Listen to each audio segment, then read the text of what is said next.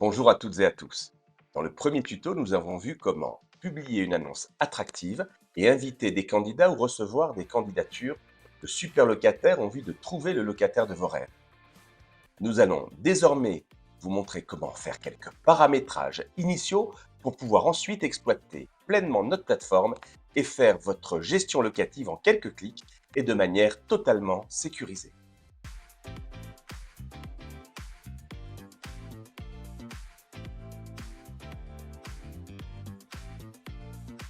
Pour utiliser pleinement votre module de gestion locative, vous allez devoir préalablement faire quelques paramétrages.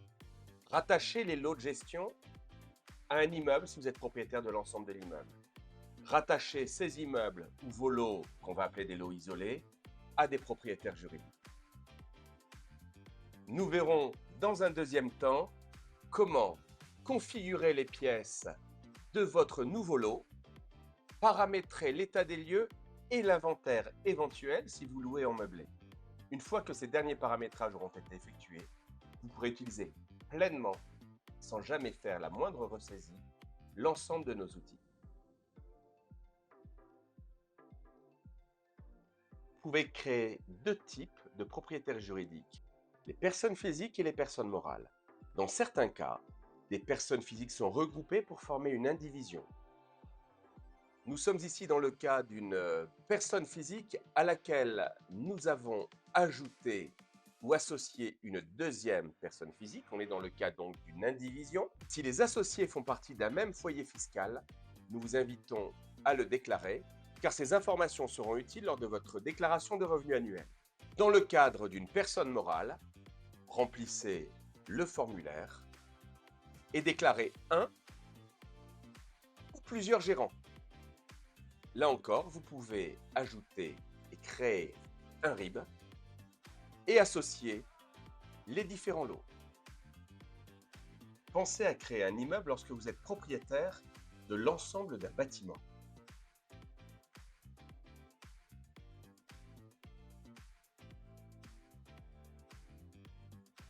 Les lots que vous n'avez pas encore rattachés à votre immeuble se trouvent dans les lots isolés. Vous pouvez immédiatement les joindre à votre immeuble. J'oubliais, nous pouvons associer le propriétaire juridique à votre immeuble. En l'occurrence, mon super immeuble appartient à François et Claire Pinon, indivisaires de cette propriété.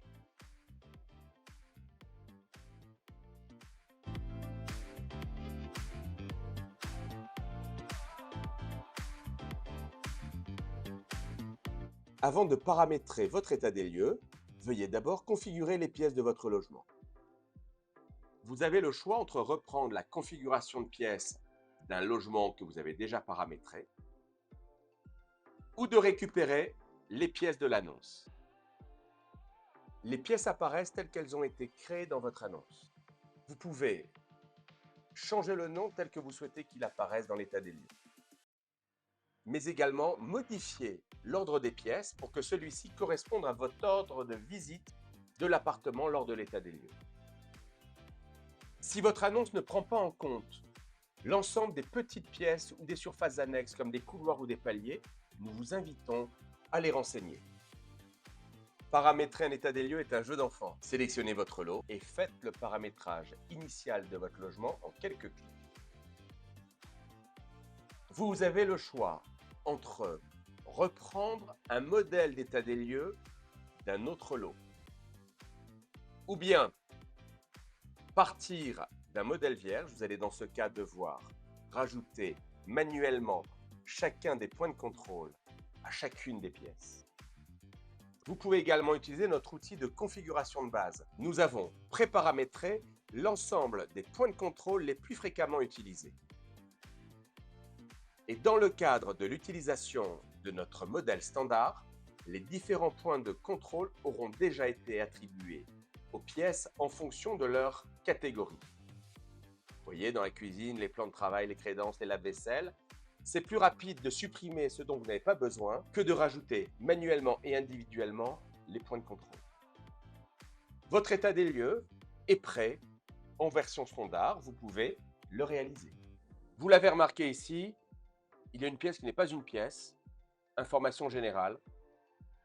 Vous allez pouvoir lui ajouter l'ensemble des points de contrôle qui ne sont pas forcément des points de contrôle physiques ou qui ne sont pas forcément attribués directement à une pièce du logement. Les badges, les odeurs, les relevés de compteur sont ajoutés dans la pièce information générale. Vous retrouverez cette catégorie à la fin de votre état des lieux. Le paramétrage est désormais terminé, vous pouvez le valider. Petite astuce, vous disposez d'un assistant de copie de pièces. L'assistant de copie de pièces vous permet de récupérer les paramètres d'un appartement, d'une maison que vous avez déjà initialisée et de reprendre la totalité des éléments de contrôle pour les appliquer au nouveau logement que vous paramétrez. C'est très pratique. Bon, attention, il ne faut pas se planter, il faut bien connaître son parc immobilier et ce qu'on a paramétré au préalable. Quoi qu'il en soit, vous pouvez ensuite très simplement supprimer ou renommer un élément. Allez, on termine les paramétrages. Si ce logement est meublé, vous pouvez paramétrer l'inventaire sur le même principe que l'état des lieux. Vous pouvez soit partir d'un lot existant, soit opter pour la configuration de base qui reprend les éléments basiques d'une location meublée, soit partir d'un modèle vierge dans lequel vous allez devoir sélectionner la totalité de votre mobilier. Les éléments estampillés d'une petite étoile sont ceux qui sont indispensables pour que votre location meublée soit conforme à la loi Allure. Une fois votre mobilier sélectionné, ajoutez-le aux différentes pièces ou utilisez l'assistant de copie de pièces si vous souhaitez reprendre des configurations déjà paramétrées sur un autre logement. Voilà, on a fait les paramétrages, les propriétaires juridiques, les immeubles, la création des pièces, les états des lieux, les inventaires. Apprenez à utiliser l'outil. Créez-vous des raccourcis, des routines. Partez par exemple des appartements les plus grands pour ensuite paramétrer les appartements les plus petits à partir des configurations que vous avez déjà créées pour les plus grands. Vous allez gagner un temps colossal. Le plus dur, le plus fastidieux, c'est de créer votre premier état des lieux et votre premier inventaire. Vous allez fixer vos règles, vous allez fixer votre degré d'exigence et de précision. Vous pourrez ensuite dupliquer ces éléments pour d'autres lots et les adapter. Ce sera beaucoup plus rapide.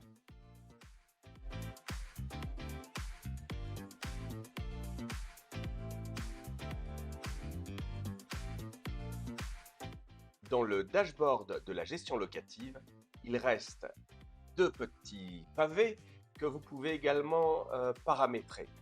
Tout d'abord, les locataires. Vous l'avez vu, par le biais des dossiers locataires, vos locataires sont créés de manière automatique. Mais vous pouvez également ajouter des nouveaux locataires de manière manuelle, en particulier si vous souhaitez enregistrer des locations qui sont déjà en cours. N'oubliez pas systématiquement que ce soit un locataire venu d'un dossier locataire de la plateforme ou renseigné par vos soins, d'inviter systématiquement vos locataires à télécharger l'application mobile Ma Super Location. C'est par ce biais que vous pourrez échanger avec eux et utiliser pleinement les services proposés par la plateforme. La petite icône du téléphone signifie que votre locataire est connecté à l'appli mobile et qu'il peut recevoir vos notifications. N'hésitez pas à relancer systématiquement les autres, c'est important pour plus de fluidité dans le process. Si vous souhaitez utiliser Mon Super Locataire et l'application mobile Ma Super Location de manière collaborative, nous vous invitons à renseigner vos intervenants à cet endroit.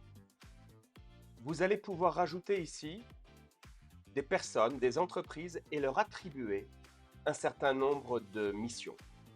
Dans le cas présent, mon fils Charles m'aide à gérer mes biens. Je lui ai attribué un rôle de technicien avec comme mission inventaire, état des lieux, visite, nettoyage, un peu de bricolage et montage de meubles. Vous pouvez également paramétrer les lots sur lesquels vous êtes susceptible de solliciter cet intervenant. Comme dans le cadre des locataires, n'oubliez pas d'inviter et de relancer systématiquement les intervenants à télécharger l'application mobile. Là ici, vous voyez également ceux qui ont téléchargé l'application mobile ou qui restent à relancer. Vous pouvez attribuer à chaque intervenant un statut de gestionnaire, de responsable maintenance ou de technicien. Le gestionnaire peut avoir ou pas l'autorisation de gérer les demandes et les incidents et de les réattribuer à un autre intervenant. Le responsable maintenance peut également avoir cette faculté de décision et de réattribution des tâches. Le technicien est juste un exécutant pour un domaine d'activité particulier. Il recevra les tâches et pourra interagir, mais ne pourra pas les modifier.